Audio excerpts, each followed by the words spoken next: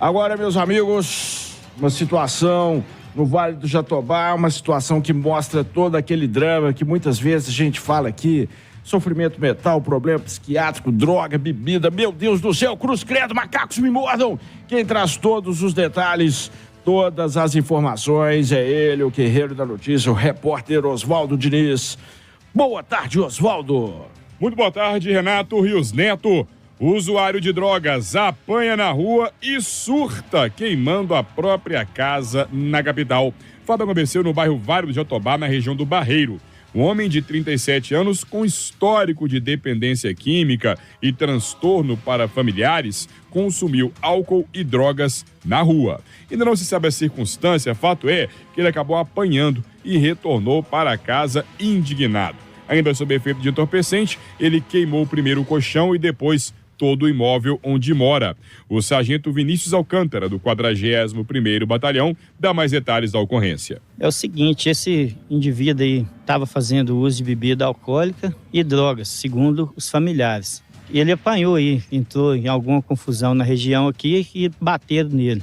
Ele chegou em casa com algumas escoriações aí, chegou bastante agitado.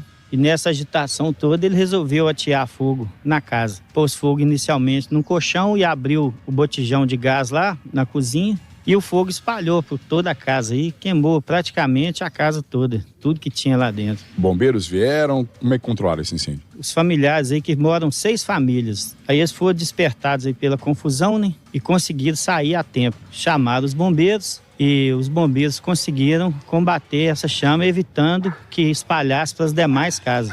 A intenção dele era qual, subtenente?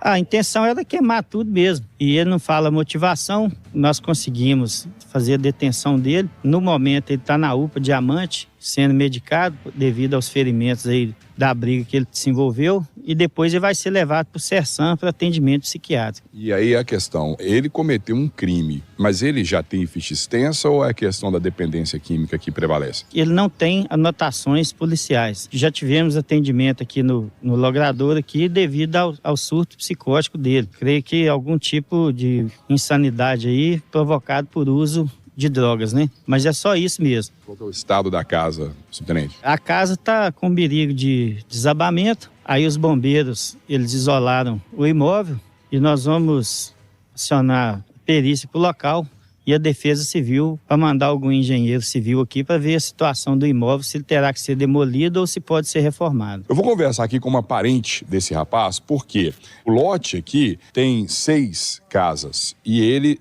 queria destruir a casa dele, mas infelizmente também acabou trazendo transtorno para todo mundo. E parece que transtorno é uma palavra que vocês aí infelizmente estão acostumados, porque isso não é de hoje, filha. Não, já tem anos que isso acontece.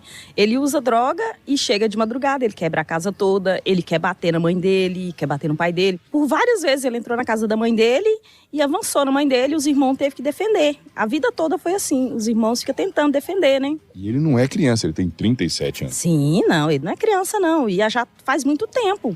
A gente chama a polícia, mas não tem como. Ele volta depois e faz a mesma coisa. E como é que foi aqui? Como é que foi acontecer? Ele começou a quebrar a casa umas 3 horas da manhã. Aí ele ficou quebrando até 6 da manhã. Quando deu 6 da manhã, que a gente percebeu, ele chamou e falou pra gente vir ver o que tinha acontecido. Já tava pegando fogo em tudo. Aí a fumaça já lastrou e aí meu marido e os irmãos começaram a tentar apagar, só que não conseguiu. Aí os bombeiros veio para apagar. E ali a intenção dele era tocar fogo na própria residência ou nas outras também? O que vocês acham? Nas outras. Ele sempre quer bater nos irmãos dele. Sempre quer bater na mãe dele, no pai dele, nos irmãos. Toda vez é a mesma coisa. Passado o incêndio, qual que é a situação de momento? Ele estragou minha rede de esgoto, né?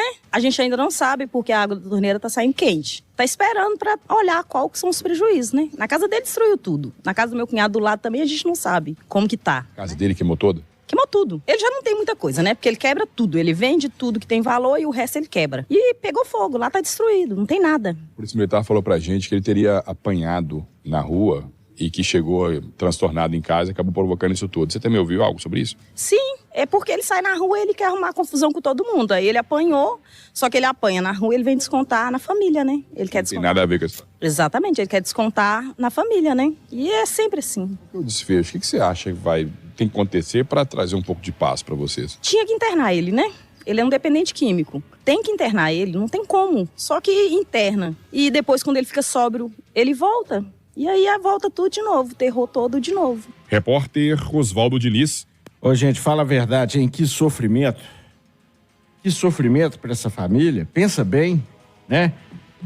Por isso que eu falo aqui, né, que a saúde mental no Brasil é jogada para debaixo do tapete, né, que tem um familiar nesse tipo de situação, fica a Deus dará.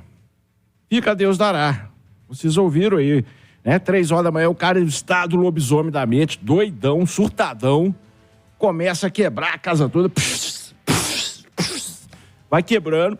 6 horas da manhã, ele põe fogo.